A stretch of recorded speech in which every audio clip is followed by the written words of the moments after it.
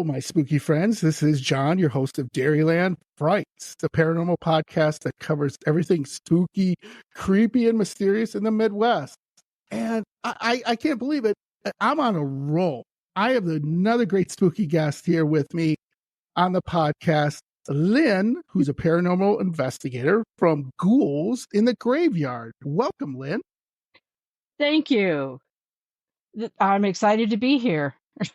Thank you so much. And again, I really love, I've said this many ways, love hearing paranormal investigators because you guys have the greatest stories, some fun stories, spooky stories that I can't sleep at night, but that's okay. I'll take a nap later. Yeah, some of them might make me not sleep at night too. So, absolutely.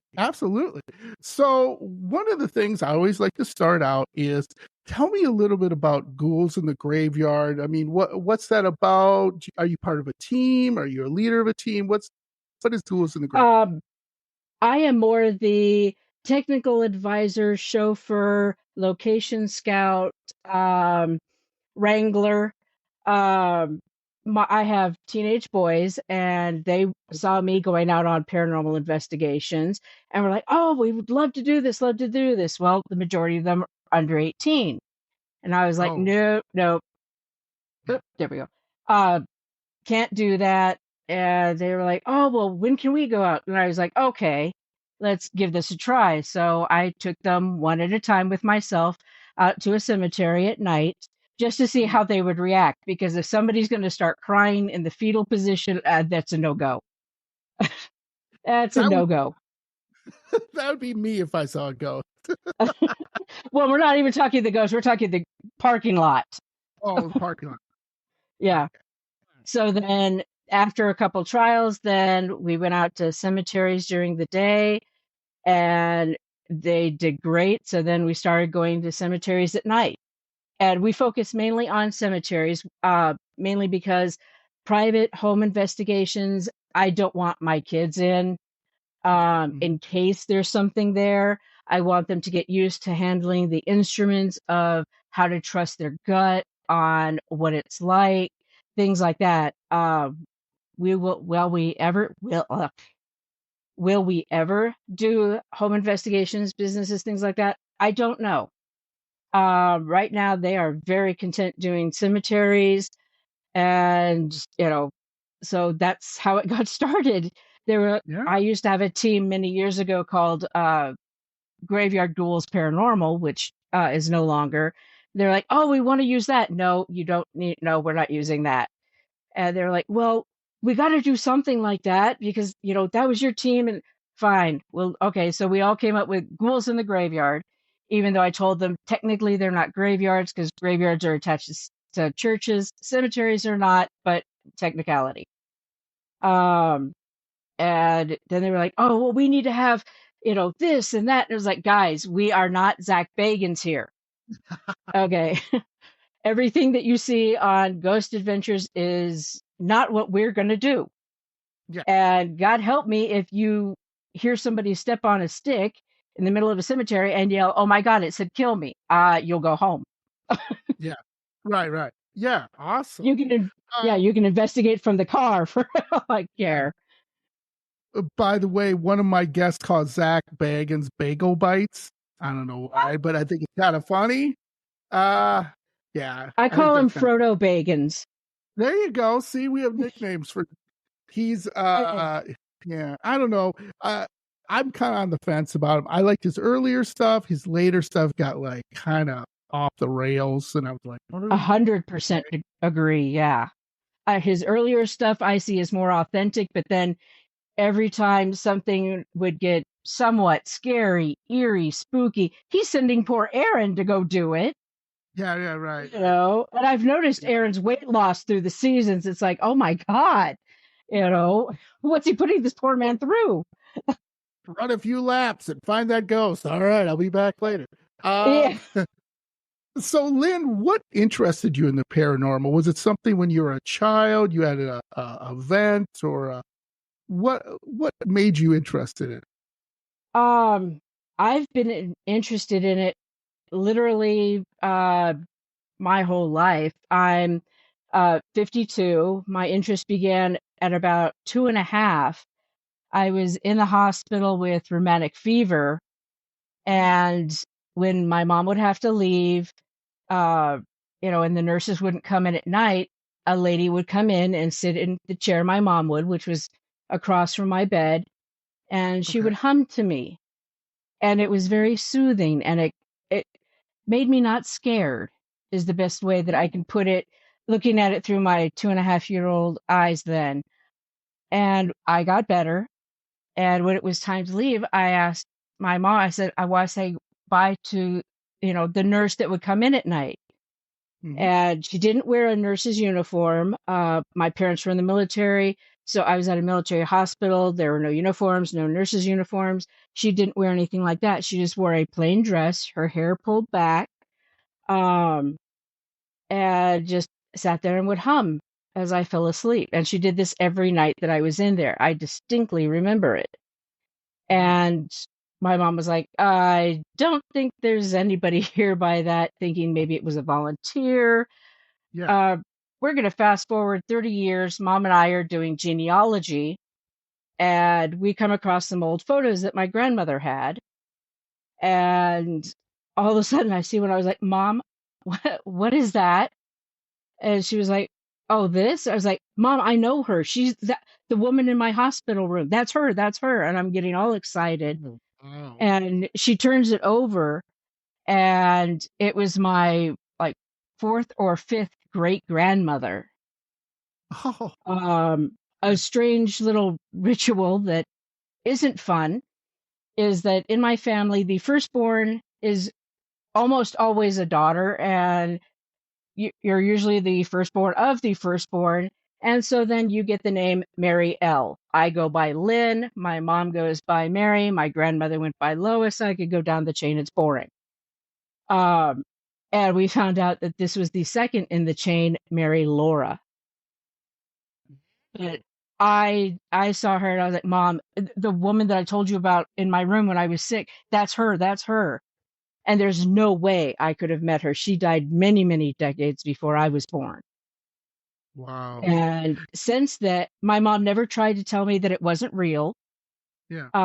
She was just like, okay, well, what can you tell me? And I remembered that what she would hum to me. And so I kind of hummed out what I could remember. And my mom recorded it, took it to her work, and was asking people around. Now, we're of very German descent, very Sure. German. And she had a coworker that had come over from Germany. He listened to it and said, That's an old Yiddish lullaby. And my mom's like, Okay. What? And it's like, how would I know that? I've spoken nothing but English.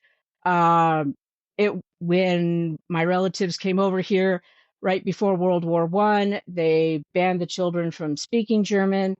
Um, they we're there's evidence that they were Jewish, but they were not allowed to practice that. They became Methodist. Why, I don't know. Okay.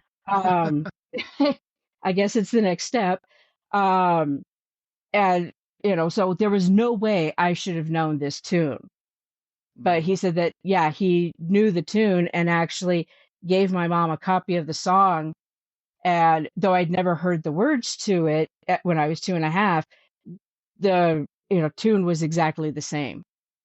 Yeah. And from then on, I knew that they existed, and I wanted to know more about them. I was intrigued. Why did she come to me? Why, you know, uh, what was it? What was it that made her say, "Hey, that, I got to take care of this kid. She's one of mine."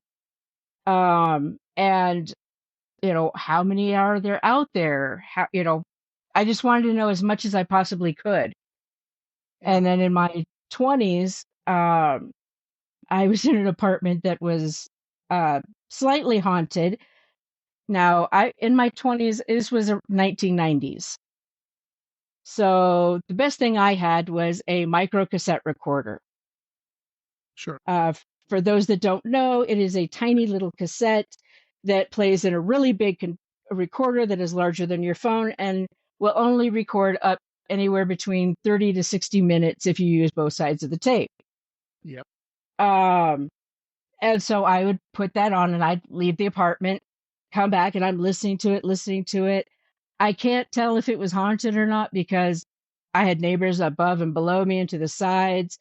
Uh, Traffic would make noises, but something on, I had one and somewhere I have the tape where it said, "Well, hello there."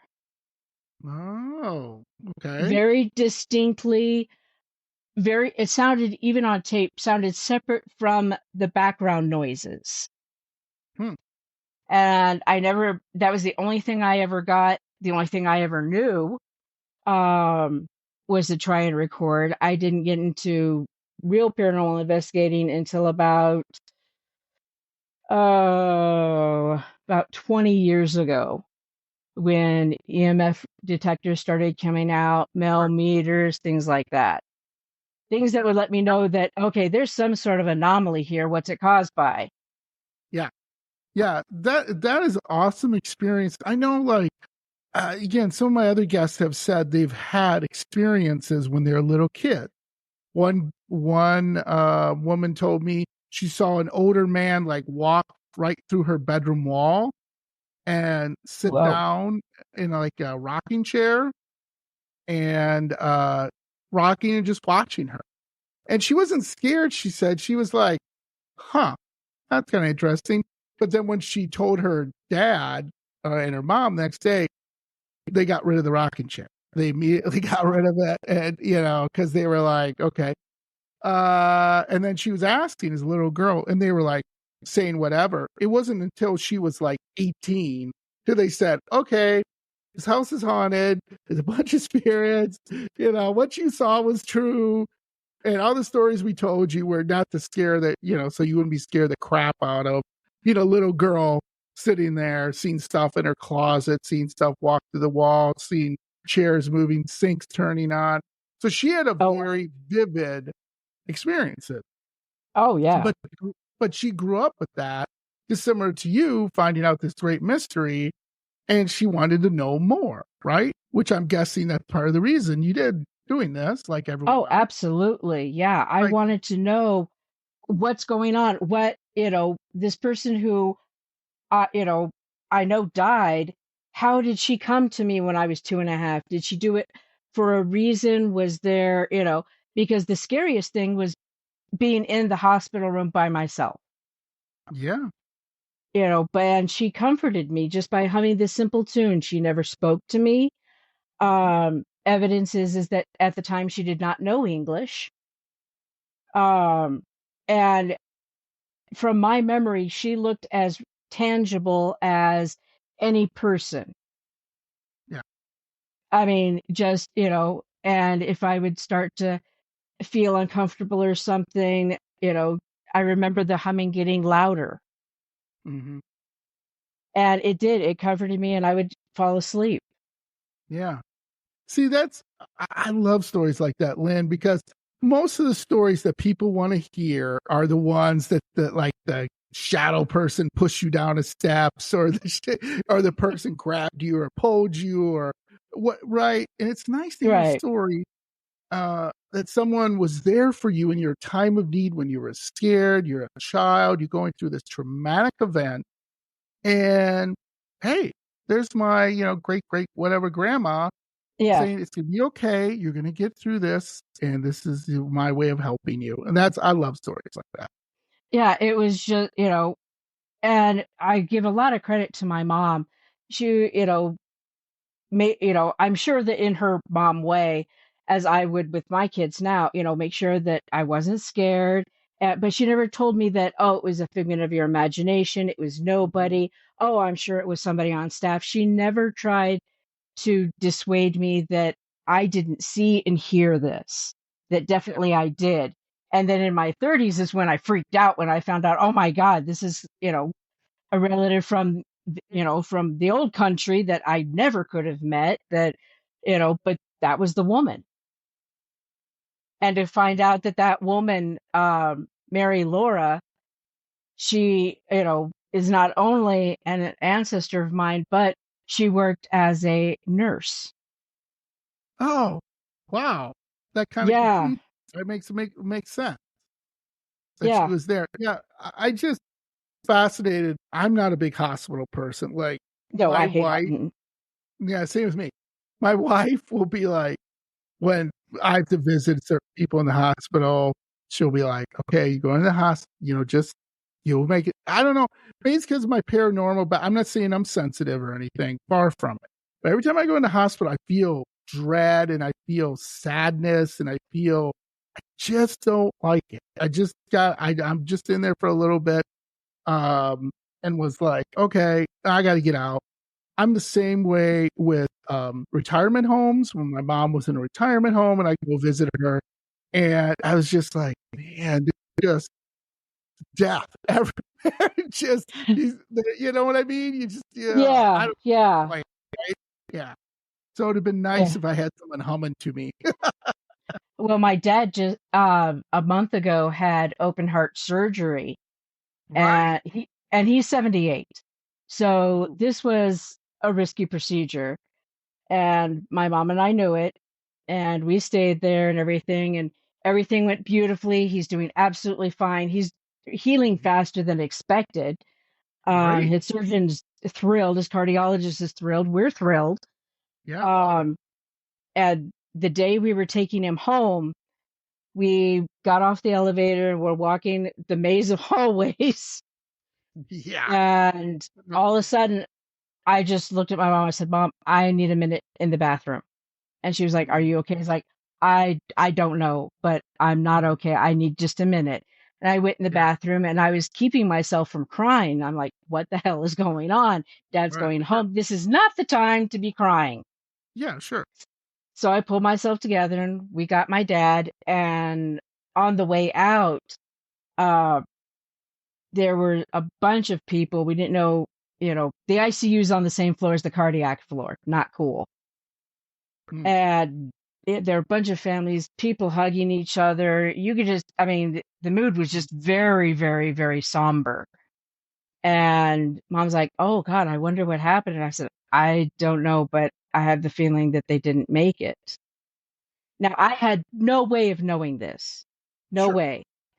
And weeks later, playing around on Facebook as one does and found out that a local skateboarder had died the day and the hour that we were taking my dad home from the hospital. Oh, wow. Yeah. And of course, my first thought was, oh my God, those poor people. Why didn't I have an EMF reader with me? Um, totally inappropriate There you thought. go. Totally inappropriate Yeah. thought. Yeah. You think, I get you. Yeah. Well, my dad was in the hospital for about a week after surgery, and he's like, "Oh, you should bring some of your equipment down." I said, "Well, would you be okay with that?" Now, my dad does not like talking about ghosts. Complete opposite of my mom. Doesn't like talking about them because he associates them with death, and that's just no, don't like talking about that. And I was like, "Well, if you're okay no, I'm not okay with it. You're not hunting ghosts in my room." He says Yeah. this, the doctor walks in, and the doctor's just kind of smiling like, "Do we think that your room's haunted, Mr. Moore?" And I'm like, I'm not explaining this. Nope, not explaining this. I just sit there quietly and like, go for it, Dad. Yeah. We'll see what happens. I Yeah, my mom and I had actually gotten into the elevator to visit him one day, and somebody was going to the basement. Well, everyone knows what's on the basement floor of Mhm. hospitals, the morgue. Yeah. And Yeah. my mom was like, if we could get somebody to take us down there, we could, do this while your dad's sleeping. I was like, Mom, this is not appropriate. We're here to see dad. And then I was like, do you think we could? I, I think that that's one of the Mhm. hazards of investigating the paranormal is it never leaves you. You're at a hospital visiting a sick one that's recovering from surgery, and you think, how do I get to the morgue? How do I get one of those little keys? How do we do this? Yeah. Interesting. So speaking of morgues, which are very spooky, tell me about, Lynn, a time where you had a really creepy, spooky, or just unusual investigation, I would love to hear that. I was investigating with, I also belong to an adult team. And we were investigating a private residence. They were moving, so the house was mostly empty, had a few things, but not much. And they said that things kept moving. They kept hearing things. They swore they heard voices, stuff like that. So we went and said, okay, let's go find the bad wiring. Because Yeah. until we can prove it, it's, some other explanation. It has to be proven to us that it is paranormal. Right. And we're going through, and it's two of us, the team lead, my friend, and myself, and we all happen to be in the same bedroom. All of this, and us seriously, all of the sudden, we just look at each other and we're like, we're getting the hell out of here. We run downstairs. We grab whose ever stuff. We didn't care whose it was. We threw it in our cars. We're over by our cars now, and now we are debating like 5-year-olds who's going to go and lock the door because we didn't lock it on the way out. Yeah. So we all three go lock the door, go back to our cars, go several blocks down the road, sort out the stuff, and then we looked at each other and was like, what happened? Yeah. We weren't Yeah. feeding off of each other because we all had this sense of absolute terror at the same time. And I can say it's probably one of the very, very few times in my life I felt absolute terror. Um, it So, so and it came hang from on a second. inside. Yeah. Hang on a second, Lynn. Terror. When you mean that something was in the room with you, there was just a feeling like, explain that. Um, it's like it came from inside. It's like it came from inside each one of us. At the same time, we were just, all three of us were just scared out of our wits. We did not see anything. We did not hear anything. Reviewed footage. There was nothing there. We reviewed audio, nothing there. Nothing was going off. Just all of a sudden, it was like somebody was scaring the hell out of us to get us out of that house. Interesting. And interestingly, who was it? Was it Kim? I think it was either Kim or myself, I don't remember which one, turned back and just started clicking pictures at the house. Sure. When we looked back at those, there was something in the room. We were in an upstairs bedroom. In the window of the upstairs bedroom, there is a shaped, faceless figure that's like looking out at us from the windows. And it's at night, it's at night. The street lights weren't in the way. We were able to say, okay, that's not a reflection because the tallest one of us is 5'5". And that's not me. Nobody was in the house.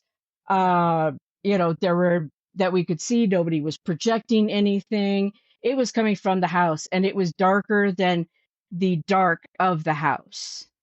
Wow. And we Had you have done any? Oh, go ahead. we have no idea what it was, but whatever it was wanted us out of the house and was able to incite in us just this absolute fear and terror that got us out of the house really quick. Yeah. Had you done any research before or after? Was there a murder in the house? Was there, I don't know, maybe someone who used to beat their kids or torture their kids, or you know what I mean? Something that you think would bring that up. Well, we found out through research that it's on a possible Ute burial ground. Olive Grand Junction, Colorado, used to be where the Utes were. And in this area, it was proposed that there may have been a burial ground. There had been the house at the time we investigated was rented, but we found out that of the previous owners, and the house was built in the early 60s, that at least 10 of the owners had died. Ooh. Yeah. That we could find, 6 of them actually died in residence. Wow. We could find no other information on them. The obituaries were very plain, which was interesting that because usually family will put, oh, our, you know, the father of our children, gained his wings. No, it was just name, birth date, death date, died. And they all didn't die of the same thing that we could find. Hmm. It was just very, very weird, very unusual. Yeah, that is unusual. So, So, speaking of that, have you ever had an investigation on it? Kind of sounds like similar to this, but maybe you got sick. Maybe you had to because I know some paranormal investigators where they're like, man, my stomach is really hurting, or I'm having trouble breathing or something. Then I gotta go out. Come on, yeah, please. I get Yeah, go ahead. headaches and stomach aches. Yeah. Um, especially, well, it'll also happen around a lot of high EMF. We were doing a business locally, which I can't name, but we didn't know that they had a computer room. Mm. And we're getting closer to the center of it, and I'm like, oh man, my head is killing me. A couple people were feeling tingles on their skin. And my headache progressed to where I was like, I'm going to get sick. I need to step out. I'd step out. A few seconds later, I'm fine. Mm. I'd go back to where the team was around that area and I'm getting sick again. And it's like, what is going on? Sure. Come to find out that it was a huge computer room with a miniature mainframe in it and all like this sort of stuff, setting off all sorts. I mean, EMF was ridiculous. You couldn't take a reading using a K2 because it would go to red all the time. Mail meters were spiking. I mean, and we just decided, okay, we got to get out of here because the longer we stayed in, the more it was affecting people to the Yeah. point where I think almost all of us at some point were affected. Sure. Sure. But yeah, So, uh, have you? Yeah, that's crazy too.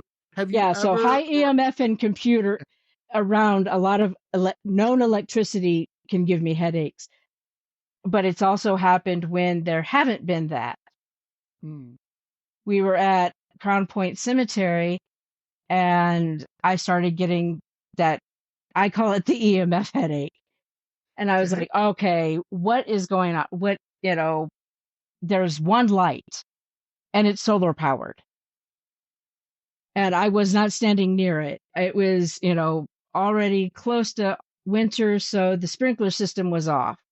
I'm like, what is going on? And I'm just not, I'm just not feeling well. And, you know, a couple other people weren't, some were fine. And I was like, I don't know what's going on. So then I just start snapping pictures willy nilly. Regular camera, flash on, just if to do something so I can go home because I'm not feeling good. And that's when we actually got a picture of a full apparition with a cowboy hat on, tilted Yeah. down, leaning Yeah. up against a tree with his leg like bent, like he was just standing there resting.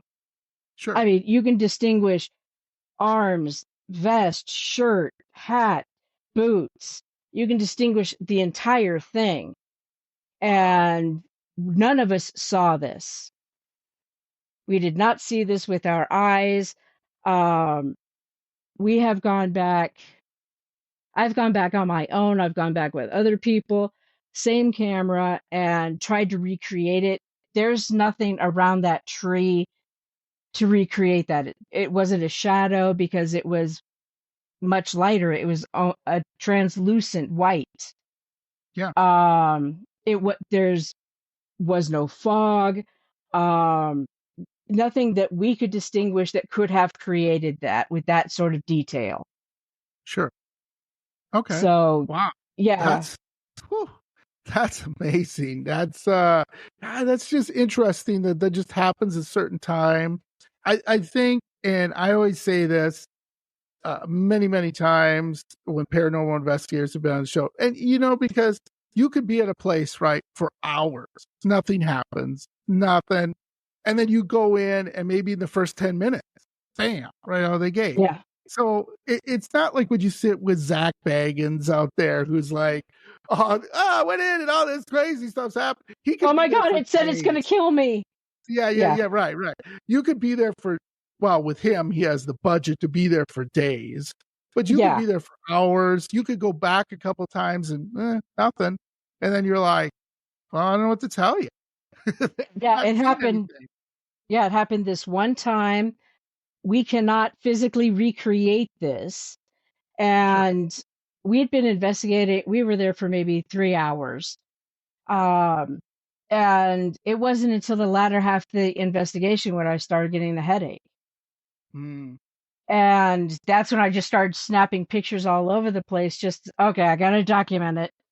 yeah, And it wasn't my first time there. It wasn't my last. I don't sure. know why it showed up, but it is a cowboy, Right. approximately 6'2", slender build. We no way to determine age, but he's got his cowboy hat tilted down and he's just kind of resting. Mm, And it's history of the area. That cemetery used to be part of a huge homestead, oh, and then it traded hands as people came and went, and then it was donated to the city. The city ha- has part of it as a cemetery, veteran cemetery, and part of it is not used whatsoever. It's empty lot. I guess that way they can expand if need be. yeah. It's way out there. There, very few homes within, I'm going to say maybe 10 miles of the cemetery. It's Mm, just really, it was really weird to capture that because we were like, where did this come from? And it's in one picture. wow, that's amazing. Yeah. So let me ask you this, Lynn: have you ever had a spirit attached to yourself or anyone on the team? Like take a Uh, spirit home? Yeah. I'm going to say for myself, yes. I can't speak for the others. No one's really said anything other than, did anything creepy happen to you? And then it's like, no, it must just be me. Um, I came home from an investigation, incidentally, at the same house where we had our souls scared out of our bodies. Um, we investigated that house 3 times. It was the second time that we got um, run out of the house. The first time I came home, we didn't get a whole lot. We thought we heard a guttural growl from the basement, but I wasn't the one holding the recorder. The person that was holding the recorder that had been next to me ran. So would I. Um, yeah, so you don't hear it really well. Okay. Um, for some reason, I stood there. I don't know why. Not sure if that's bravery or stupidity. Um, but we were there, and uh, oh shoot, I forgot what I was saying. Well, Is the spirit second being a time? Oh, I came home after the investigation. Nothing special had happened, and I usually always carry salt, sage, and uh, moon water on me, or blessed water. I am a practicing witch. oh, This one time, I did not sage the car or myself. I just came home. It was about 2 a.m. I was tired. And I sure. come in and I'm starting to listen to my recorders immediately. And all of a sudden, my wife's like flagging me down. And I'm like, what? She goes, what's on in your backpack? I was like, nothing. I left most of my equipment in the car. The only thing that's in here is the baby monitor. It was multiple floor house. So we had a baby monitor so we could tell where everybody was. We could hear them. Yeah. And I was like, I said it has to be plugged in. So I take my earbuds out. I'm hearing this from my backpack, and I pull out the baby monitors. I put them on the floor. They're going off. It's the static noise. They are going off. Um, very professional like. I throw them out the front door, grab my sage and salt, douse them. But Yeah. the thing is that there were no batteries in them. They are only run off of electricity through an AC plug-in. Sure. Now, these were used, this baby monitor set had been used with my grandmother as she got older. And when she passed away, when uh, my wife and myself and my family went to go take care of whatever we needed to and just say our goodbyes, um, uh, the baby, my aunt who lived with my grandma said, I don't have any use for this baby monitors. Do you want this? And I had kids at the time, and I was like, sure, maybe we can use it around the house. Never used it around the house. Used it that one time on an investigation because it's like, we need to know where people are going to be. Sure. And son of a gun, if that thing didn't start going off with no in my hands, no electricity, no batteries in it. After I saged and salted it and left it outside overnight, I checked the battery compartments, no batteries, no nothing. And I was like, now, and I turned to my wife and I said, now you heard this. She was like, yes, I heard that. She's like, what are you doing? She goes, you don't bring them home. You leave them there. Did you Yeah. tell Yeah. them they can't come with you? It's like, well, yeah, generally we always do. And she was Yeah. like, did you sage afterward? I was like, well, no, I was tired. I wanted to come home. She was like, you are a witch. You're going to sage, damn it. Right. Come So on, man. from then on, I'm not allowed in the house unless I have saged myself, the car, and my equipment. So, So back a second, I've had witches on my podcast here. So what kind of witch are you? Do you distinguish yourself with any category or generality of um, you are? eclectic. If it feels right to me, I do it. Okay. I don't you know, I don't follow any prescribed way, such as Wiccan. I practice by myself and I pick up things here and there. Like last night, I had a bunch of stuff in our bathroom windowsill because of the full moon to cleanse it. Um, I carry stones on me constantly, um, which I feel with intent. Um, I don't do spells as much anymore, um, just because as the kids have gotten older, you can get interrupted, and nothing says this is going to backfire on your ass when you're doing a spell, you have to stop and say, "Would you two stop that?" And then you go back. Right. You can't just Mhm. no. Yeah. Uh, I don't want to even know what would happen in that case. Yeah. Um, Absolutely. but yeah, I observe the equinox Sabbats. Um, I just love to be out in nature. I usually, if I've had a really tough day or couple of days, or like after my dad was finally home, I told my mom, "Hey, I'm going to take off for a couple hours. I'll be right back." And she's like, "Okay." I went to the cemetery and just relaxed. The cemeteries have always been my relaxing place. My mom took me starting when I was like 5 years old. We lived in Texas at the time, not my fault. And we would go to a cemetery and have picnics. Yeah. I never knew that they were supposed to be scary. Oh, okay. Yeah. When people say, "Oh, I can't," those places are so scary to me. It's like, why? Yeah. And that's what I try and teach the boys is that, this is not a scary place. This Right. can be a very restful, peaceful place. But Yeah. would you want someone coming into your home Mhm. and being disrespectful to you? Well, no. Then you don't go there and you're not disrespectful to them. This is their home. This is Yeah. where they rest.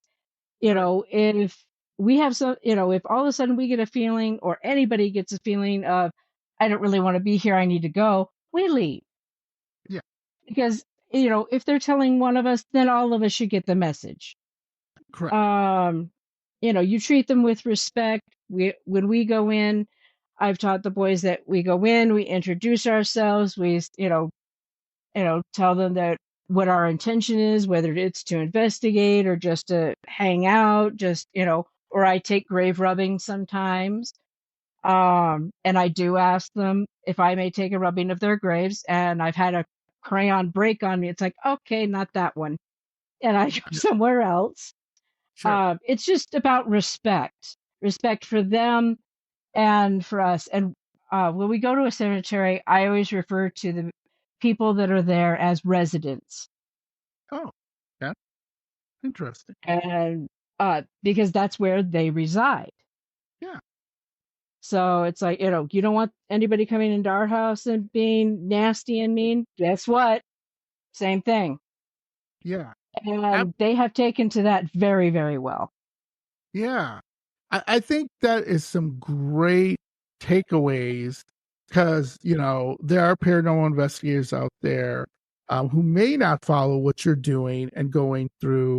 One of my recent guests, she loves cemeteries too. She's a young woman and she takes pictures. Oh, and she has a really good artistic eye, I should say, for it. Oh, And wow. I think it's amazing because I think people again, it's Hollywood, right? It's Hollywood of them. Right. There's the spooky Pardon grave. me.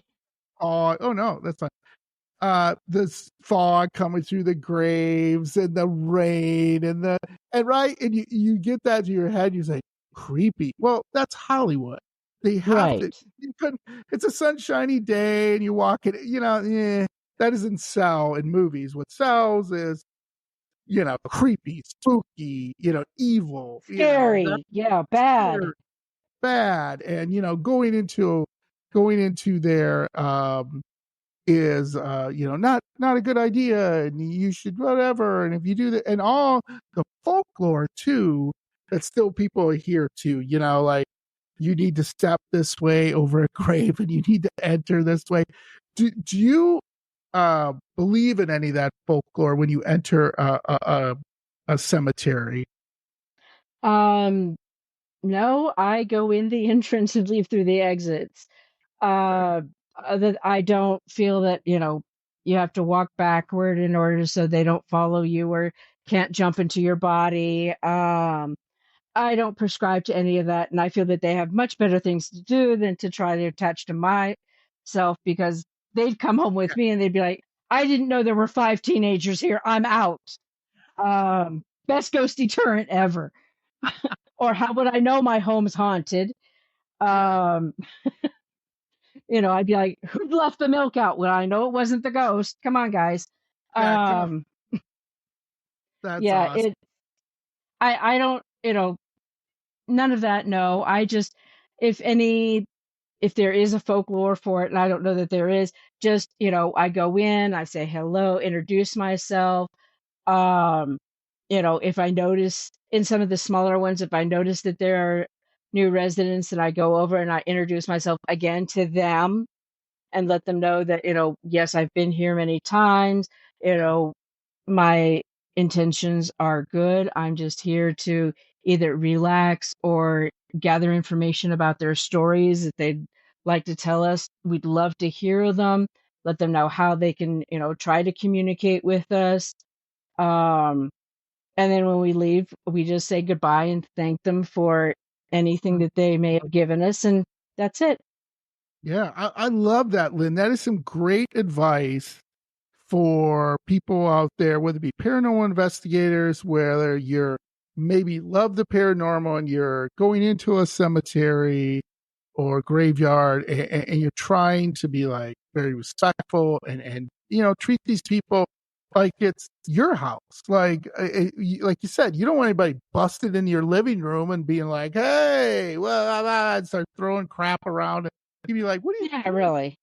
It's like, I don't want someone coming into my house and saying, "Hey, what you going to do about it?" No, I'm not going to go into their area and Yeah, do that.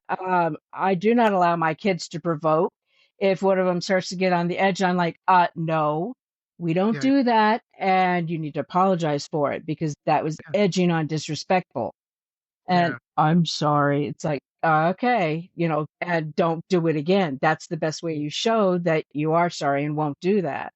And that's just the rules that I follow because I see that, yeah, they may not have a corporeal body, but that doesn't mean that they're any different than you or I. They still, have feelings. They still, and their feelings may be much more intense since they aren't bothered with, oh, I've got an itch on my arm or, oh, my hair looks bad today. Um, and I just try to treat them with respect, which is also, I think, which is also why I've never had a bad experience in a cemetery other than the headache. And I'm not sure that was bad. Sure. I think that was like a side effect. Yeah. If they're trying to manifest and, somebody is sensitive to high EMF, I don't think that's their fault. Yeah. So it's just one of those things. But I have quit teams before because they would go in there like Zach Bagans and, oh, what are you going to do coming at us, and stuff. And it's like, oh, no, I'm out. Nope, nope, not my bag of tea. However, somebody wants to investigate, that's how they want to investigate. It's not right or wrong. Yeah. This is the way I do it. And Sure. I consider it my prerogative whether or not I want to be with people that will provoke, be nasty, be disrespectful, or people that are, respectful. Yeah. And I prefer to be with those that are respectful. I totally agree with you. So thank you for all that. I love it. I thought it'd be fun, Lynn, to share with, Yes. since this is Midwest and everything, I wanted to share with you some of the most haunted cemeteries in each of these states. And then if you Oh, have something you want to add, if you would like to add like one in your state or whatever, or just one that you're like, hey, I went to this one, put that on the list. It's not really a list. It just kind of gives you a good idea of what it is. I have pen and paper ready. So, like I said, this is the Midwest, and these are the top creepiest cemeteries according to Dairyland Fright. So let's start in my home state of Wisconsin. Okay, this is one of my favorite stories. I love this one, and you definitely should check it out if you have an opportunity. So the Wisconsin Riverside Cemetery, it's in Appleton, Wisconsin, is one of the Oh, most famous paranormal spots in the state because there is a grave there, Kate Blood. That is her actual name. That is not a made up name. That is her actual name. oh, She's that's at the cool. Riverside Cemetery, and you'll love this, Lynn. You'll love this. I guarantee you'll love it. Legend says that on the full moon, the grave will drip blood. So on the gravestone, others say that the stone, like I said, is where they think she was murdered. Now, I'm not going to get into the history. She couldn't have been murdered. You got to look at the dates. It's like whatever. They also thought she was a witch. They also thought she was practicing black magic as a witch and all this. Really, this is from the 1800s, by the way. And Ah, the yes. okay, and the cemetery, which is when you walk into Lynn, to let you know, Kate Blood's tombstone or headstone or whatever you want to call it, marker, is not in the actual cemetery. It is apart from it. So when you walk in, you'll see let's say you would go there someday and you'd be like, hey, John, it's been how about a wild goose chase? What the hell is John trying to do to me? And then you'll look out and you'll see this solitary headstone. Well, actually, it's a really nice one. Look at some pictures Oh, of it. Really well done. Anyway, so you walk in there and you will see Kate Blood, 18 whatever to 18, whatever.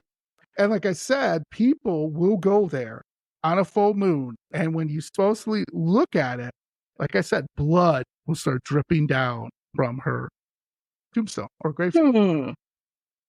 And we did episode 19, if you want to check it out. We did that. And I just think that is crazy. Have you ever heard of anything like that? On a certain time and day or whatever, that the tombstone, headstone, whatever you want to call it, starts bleeding or whatever. Haven't heard of bleeding. That's a new one to me.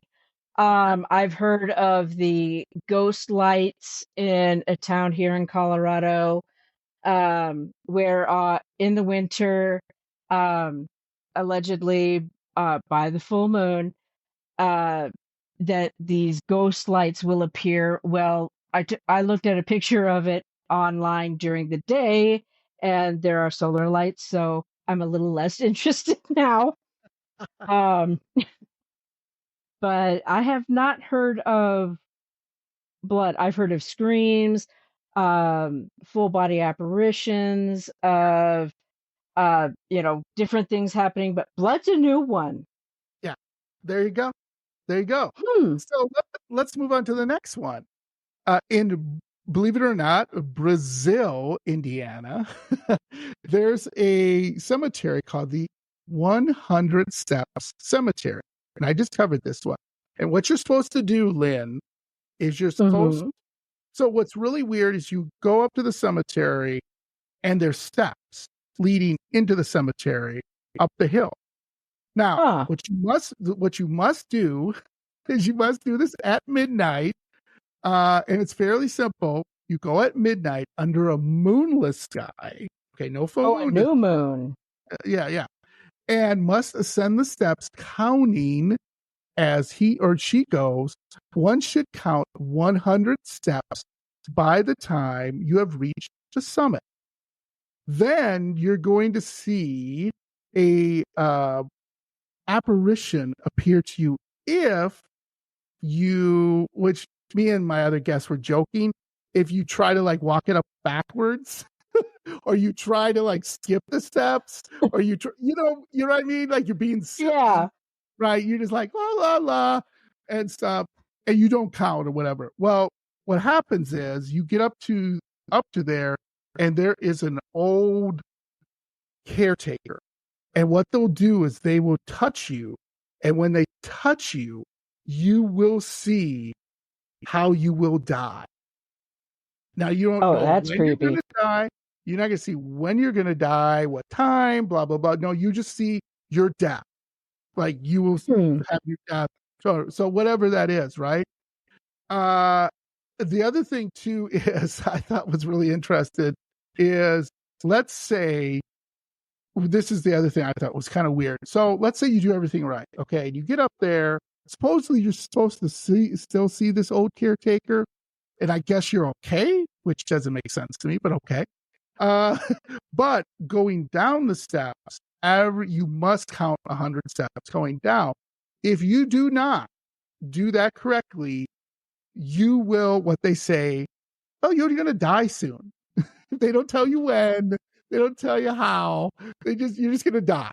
You just, and We don't know when. We don't know where you will die. Yeah. yeah, yeah. And you're just going to die. Uh-huh. I don't know why, but here's the other thing that I thought was this is one Now, of is my the caretaker alive or dead that's touching you? well, they're like an apparition that Oh, shows okay. up. I was going to It's say not a alive, spirit. that's assault.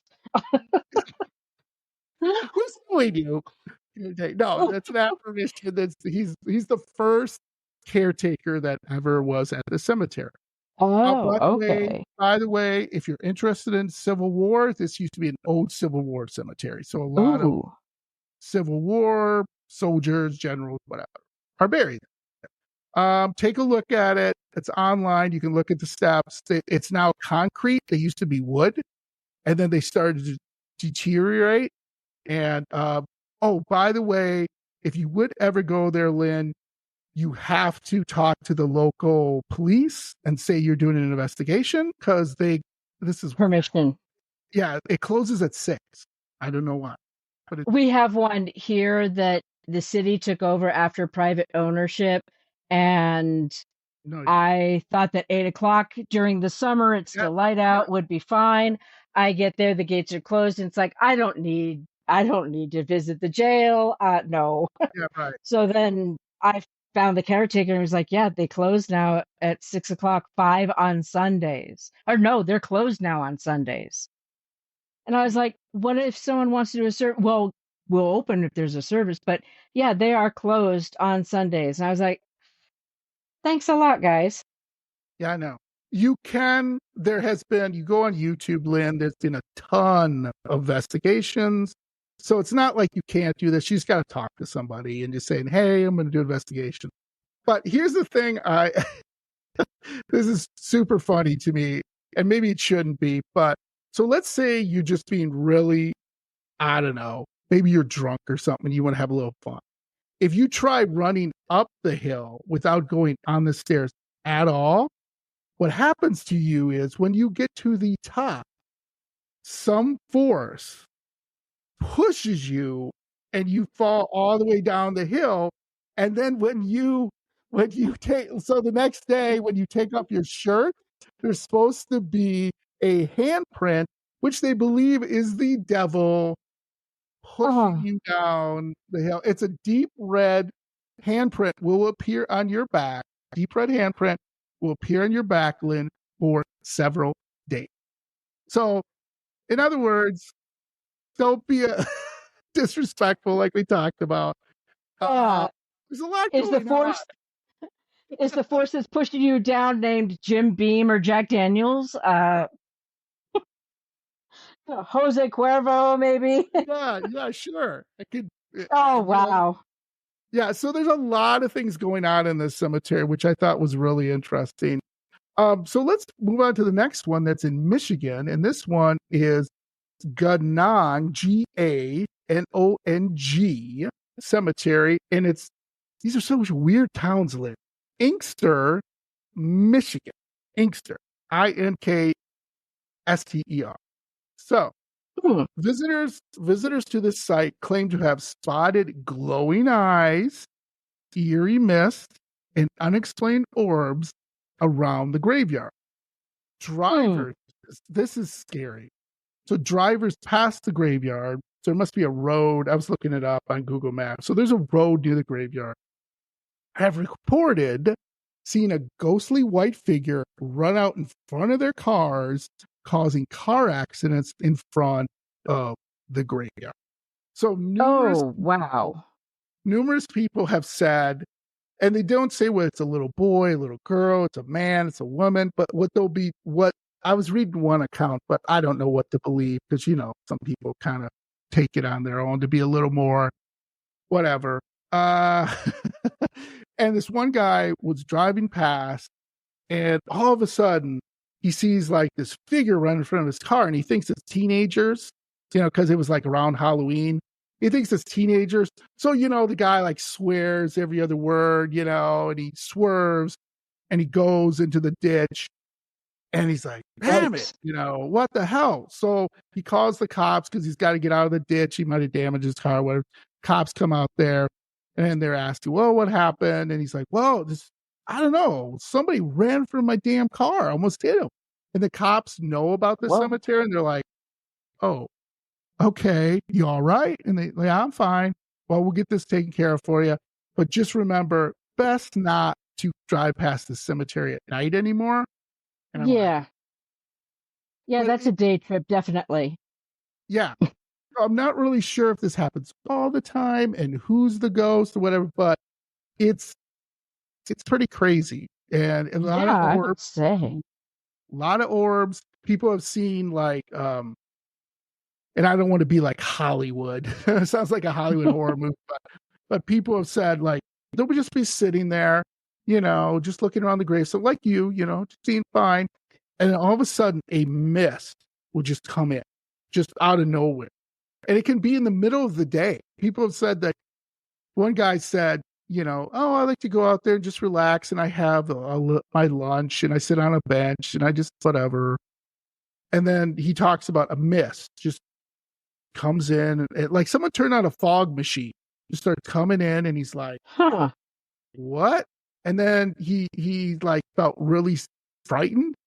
So he said, all right, cut my lunch short. I'm out of here. Other people have said they've gone around to this one. There's some gravestones you'll have to look up that they'll go near them and like eerie eyes, like these eyes will peer up over the gravestone, like a little creature, like looking over. and staring at you. And most people just book it. Just run out of there. But the most thing is people running in front of the cars and people swerving and barely missing whoever that is. So, Wow. it sounds like a good one. This is one of my favorite ones. I don't know if you've ever heard of this one. This one is in Iowa at the Fairview Cemetery, Council Bluffs, Iowa. And they have Black Angel statue. Yep. And is rumored to follow the statue is supposed to follow you with its eyes, may even curse you with sickliness. Lights have been seen there in the trees behind older graves. People have reported feeling watched or closely followed. By the way, the Black Angel, like you said, if you think you're going to be funny and say anything bad, you're probably something crappy happened to you. People have said, kids goofing around and they're like, oh, whatever, and they're touching it and they're being like, oh, whatever. And then their friend dies in a car accident next week. Oh my God. You know what I mean? Now, whether that's coincidence, whether that's whatever, but people have in that area have said, if you're going to go up to her, you basically say, hello, I hope you're fine and blah, blah. You know what I mean? Just very respectful, very nice. And don't really spend too much time around that. It's some crazy stories associated with that. Yeah, I've heard some stories. My grandmother was born and grew up in Iowa. And she would say, now I have to say, she said this later in life, so we took it with a grain of salt because a little bit of dementia had set in, and oftentimes she would think I was my mom. But she would tell us about, the Black Angel that watches. And it's like, okay, I haven't been to Iowa. I've, been wanting to go, but it was just one of those, okay, so is this grandma actually knowing this, or is this what's going on here? Mm-hmm. But that is interesting. Yeah. By the way, same thing with all these cemeteries. They close at a certain point, so you got to go to the local authorities or whoever and caretaker or whoever you go to and basically say, I'm a paranormal investigator. And most of them are pretty cool. So my last one is one of my favorite ones. We did a episode on this, and this is Bachelors Grove in Midlothian, Illinois. So what I love about Bachelors Grove is this is a tiny, and it's a long time been abandoned land. So this is like crazy.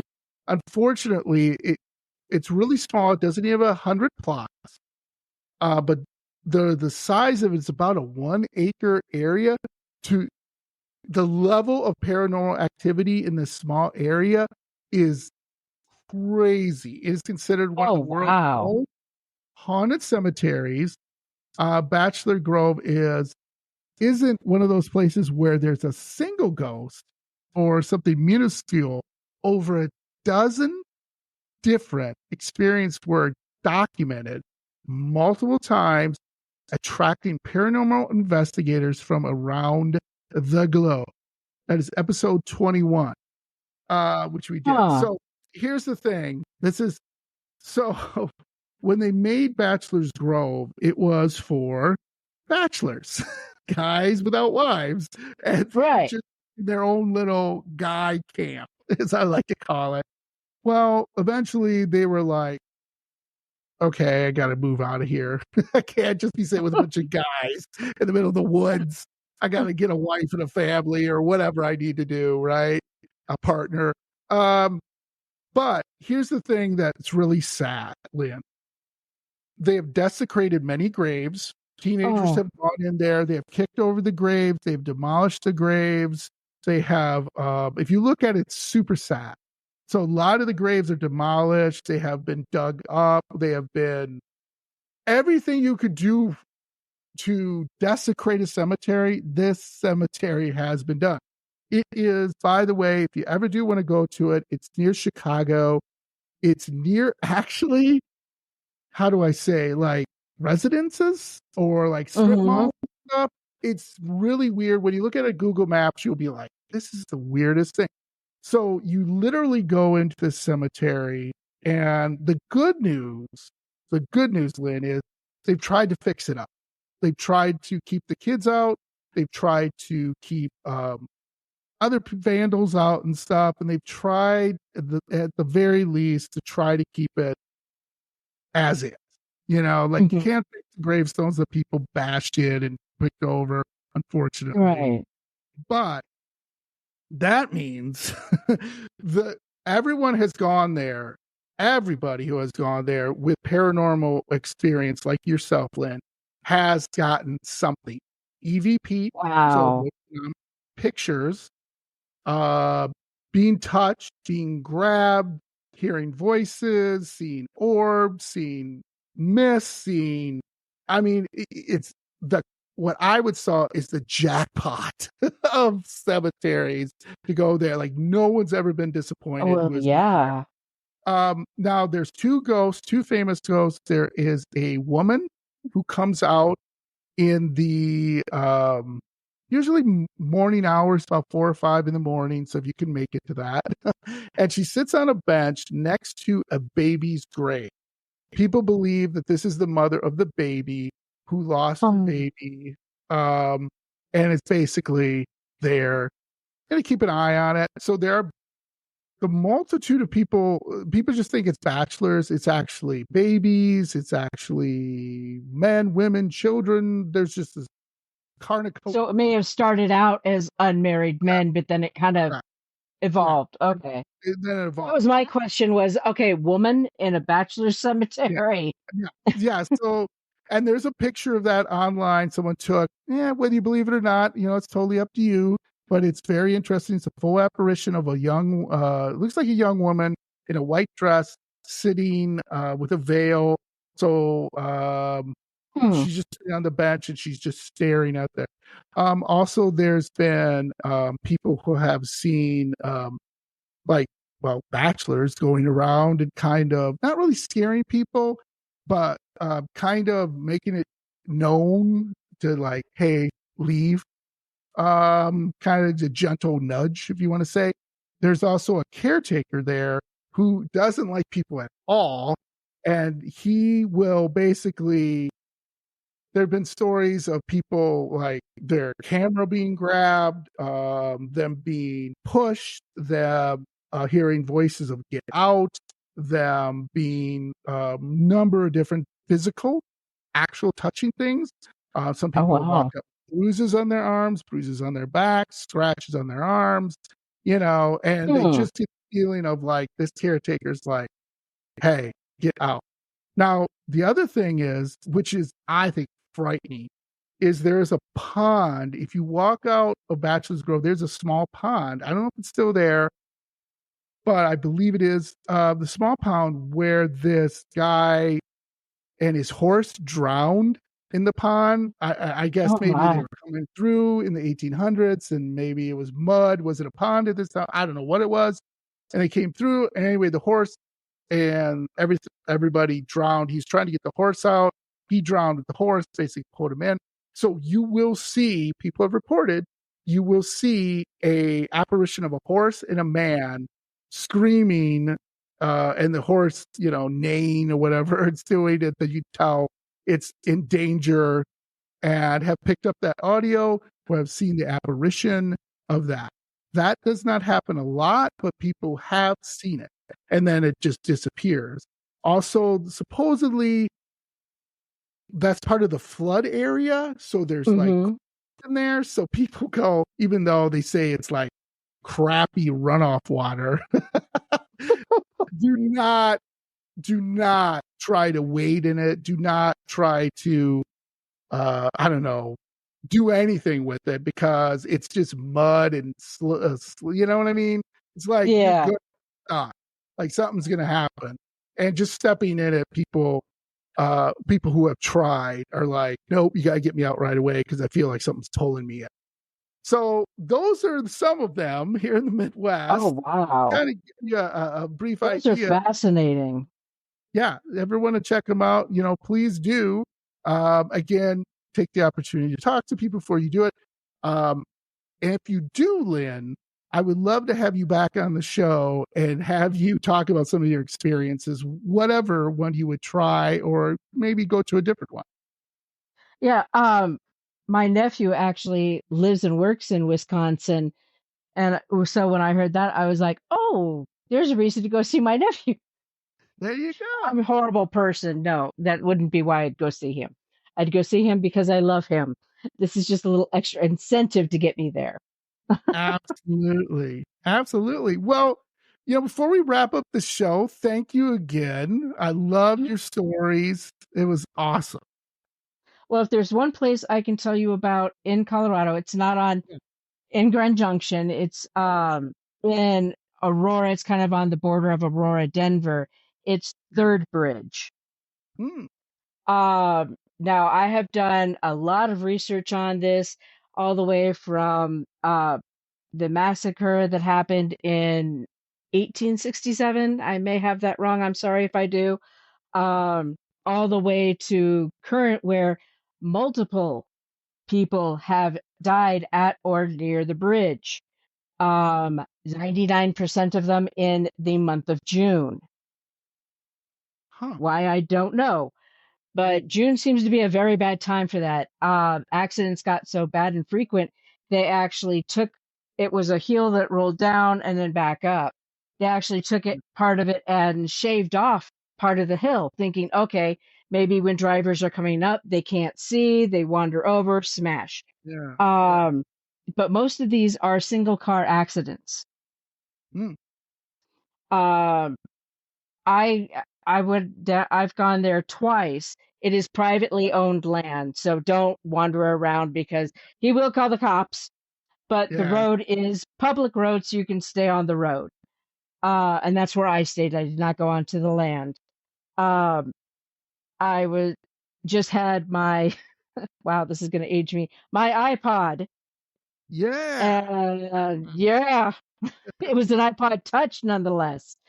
And I know. I didn't have kids and I wasn't married at the time, so I could get extravagances like an iPod Touch. Nice. Uh, I I started recording and I tripped because I was not paying attention where I was going. I tripped, stumbled, and I was like, "Oh man, that's got to be funny." With now, I did not hear this, but on the recording you can hear hee hee hee hee, Oh, wow. and I was like, I didn't laugh at myself tripping Yeah. and almost, Yeah. falling on the road. But it is definitely, I don't know of an animal that exists in Colorado that makes that noise. Sure. Um, I have tried listening to many different animals, nothing. And it's right after I say, oh, but that, that's cute. That's funny, and then it laughs at me. And I'm like, Yeah. well, I swear. But it is, people have gone under the bridge. And on this road, it is the third bridge, which is why it's Okay. called Third Bridge. People have, you know, spray painted underneath the bridge. They've, allegedly people do, demonic ceremonies there. They bring out Ouija boards and stuff like that. And it's like, okay, guys, this is getting stupid. Uh, right. My dad belonged to the volunteer fire department out in Elbert, which is very close. And a friend of his found out that I, love ghosts and ghost stories and things like that. I wouldn't call myself an investigator at that time. And they showed me a picture that they took, and it's a picture of a field with a fence.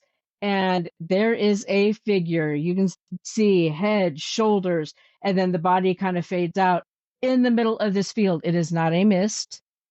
It is not fog.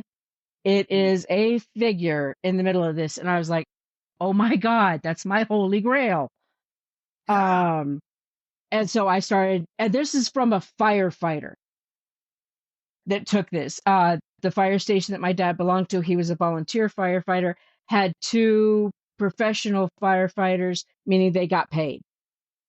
And it was one of them that got the picture. And I was like, tell me the circumstances. What? It was like, I was just out, I heard the stories. And so I just started snapping my camera. I was like, did you see it with your eyes? No. Did you hear anything? No. And I mean, just the feeling you get around there is very much, you are being watched. Mm. Um, Considering the verifiable history of death that has occurred there, it could be anybody. I mean, there was a massacre involving indigenous people, there. Some say that it was soldiers that made it look like it was indigenous. I don't know, wasn't there. Not that old yet. um, but there was a school teacher that died near there. There have been kids. There was a bus crash. People have gone out there to try to experience Third Bridge and have died Wow. in the month of June. Huh. And I have tried looking at star charts, seeing, okay, were the stars aligned in some way? What was the phase of the moon? What is there, a fog or something that comes in? I can find no anomaly that occurs only in June that would have, made these things happen. Yeah. So I don't know what happens in June. I have not been there in June. Um, and now that because I used to live in Denver, but now that I live over here, I probably won't be there in June anytime soon because kids are out of school. But it is very heavy. You definitely feel like you're being watched, and not just by wildlife. Yeah. I did not see any figure, anything. I did. The iPod Touch would not take pictures, so Yeah. I don't have pictures of it. Sure. But there is definitely a feeling, and people say that they keep hearing um, drums, like from indigenous people drumming there. Problem is there are oil wells not too far away, and Sure. they sound like a drumming with a Oh. constant beat. Yeah. Once I found that out, I was like, okay, well, I can take that myth out. Um, but yeah, that has to be one of the areas I was kind of happy to get out of there because it felt so uncomfortable, so heavy, so, you know, and I couldn't figure out why. My brain scrambling, going, okay, there's got to be some reason, and there wasn't. Yeah. And I was talking out loud to myself. Sometimes any cars that passed by me were like, oh God, don't they know where the sanitarium is? Um, Yeah. but it was, yeah, Third Bridge is definitely, I mean, above Stanley Hotel, above the, Glenwood Hotel, above any place in Colorado, that has to be one of the eeriest. But it is on private land. He will call the police. You definitely need permission, and he does not give it lightly. Mm. There have been some people on YouTube that like sneak out there, and Sure. I don't believe in sneaking out there. I went on property that I shouldn't have once, and I got very lucky. It was, on a ground. I didn't know I was by an empty building. I didn't know the other buildings had literal residents that lived there and went to school there, and I caused a school lockdown. Whoops. Um, yeah, and the police came up. I waited for them and told them what I was doing, showed them the pictures I was taking. Thankfully, they took a lot of mercy on me, and they were like, okay, you just have to leave property. But they thought it was really cool what I was doing Yeah. because it used to be an Indian school. It was called the Teller Institute or the Grand Junction Indian School. Hmm. And, uh, and that was from 1890, ooh, come on, 90 something till it closed in 1911. Hmm. It was one of the smaller ones, but there are, so far, I have a list of 37 verified where I have found obituaries that say they were buried at the school cemetery. I have others that don't mention the school cemetery, but 37 that mention it. And no cemetery was ever registered at that school. Oh, yeah. Now, it used to be a home for, it was called the Grand Junction Regional Center, and it was a home for people that couldn't live on their own, that needed a little extra help and such. That has such since closed down. And I guess the governor had signed something saying that it was going to be sold, even though the land, it states in perpetuity that the land can't be sold, that it should, go back to the tribes Yeah, because it was Ute land. right. Well, all of the sale and everything has been put off because of the cemetery. There are witnesses that very few, well, I don't know, none of them are still alive. I think we lost the last one a couple of years ago. Um, but people in interviews have said, I went to services at the cemetery on grounds. I watched them bury my friend on grounds. And, I've been very, very interested in it. And people are like, well, why? Because I'm not indigenous, you know, and I was like, these are kids. They were taken Yeah, from what they known. They were right. stripped of everything. They were, if you will forgive the term, whitewashed, made to, believe what the white man believed, made to dress that way, made to look that way, speak that way. Right. And being a foster parent, it really touches me that these kids weren't given the justice of a headstone. Yeah. I mean, horrible things You, happened at schools, all the Indian schools across the United States, especially the ones in Canada that we've heard the most of. And the local governments, the federal governments are so slow at, reparations of finding the, graves and returning them to their tribes. It's like, let's send them home. right. Let's do right Not, just by these kids and show them that we're yes. human. Right. And so I've been researching this for many years, not allowed on property. Yes, when it was still active, I went on by an empty building, shouldn't have been, caused a lockdown, avoided arrest or anything, thankfully. But, you know, I it, I would hopefully one day they will allow people to go Yeah. out there, and I would love to do an investigation out there. I may not get anything, I may just get eaten by mosquitoes, but it'd be worth every mosquito Yeah. bite just to go out there and say, "Hey, I tried." Yeah. I can't, I'm not a psychic, medium, anything, sensitive or anything. I just, I want Yeah. these kids to be able to go home and to be recognized as, Mhm. hey, we did wrong by you. Absolutely. That makes total sense. So, Lynn, I could talk to you for hours. You're amazing. I love this. Um, Let me ask you this. Anything coming up? Anything you guys are doing? Any investigations? Anything like that? Well, we're hoping to do some starting next weekend. We were going to last night, and I found out that as guardian of the equipment, um, didn't charge everything. So that was my fault entirely. So I'm like, great, every camera's dead. Uh, and the boys have talked me into, because they saw it on a show. Oh boy. Yes, I bought an RC car.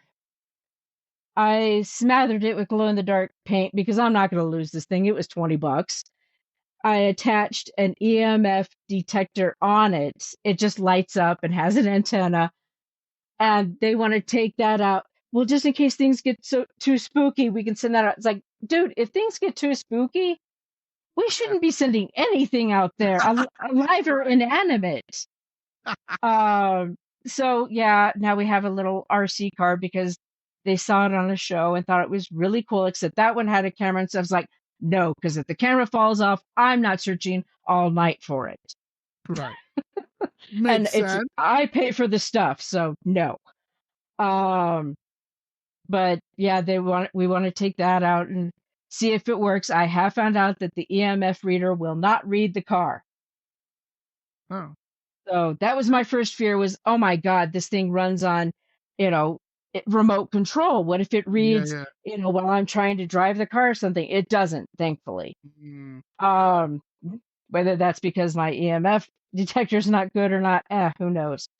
But we have a new toy to play. nice. Awesome. So, Well, definitely, definitely we'll check it out. I'll have my spooky friends check it out. And when this episode drops, I'll let you know so you can tell all your followers and everything. And then, cool. I definitely would love to have you on the show again sometime so we can talk about more spooky tales you would have. That would be awesome. So thank you Oh, so well, much. thank you. I've had a great time and thank you for the information. I'm definitely going to be checking these out. Um, but yeah, if you ever do episodes or anything on specific places like the Stanley or Yes. Horse Thief Canyon here or Glenwood Hotel, I've been to all three and done investigations at all three. Oh, yeah. Um, the Stanley, I have to say, was not scary in the least, but as a parent, it really hit me Sure. because, yeah, it was just a very interesting experience. And then Glenwood Hotel, we got we got stuff that I have yet to be able to explain, and it's been that was Awesome. in 2016. That was 8 years ago, and I still nobody can explain to me what happened, even though I show them the proof. Wow. Yeah. Awesome. I would definitely have you on about that because I would love to do that. So again, we also end every show we always say hi to your ghost. So hello, ghost. Oh, hello. And then we Hope you say enjoyed it. and then we say stay spooky. Stay spooky and Thanks, safe. Lynn. Yeah, thanks, Lynn. Thank you, John. Bye bye. Bye bye.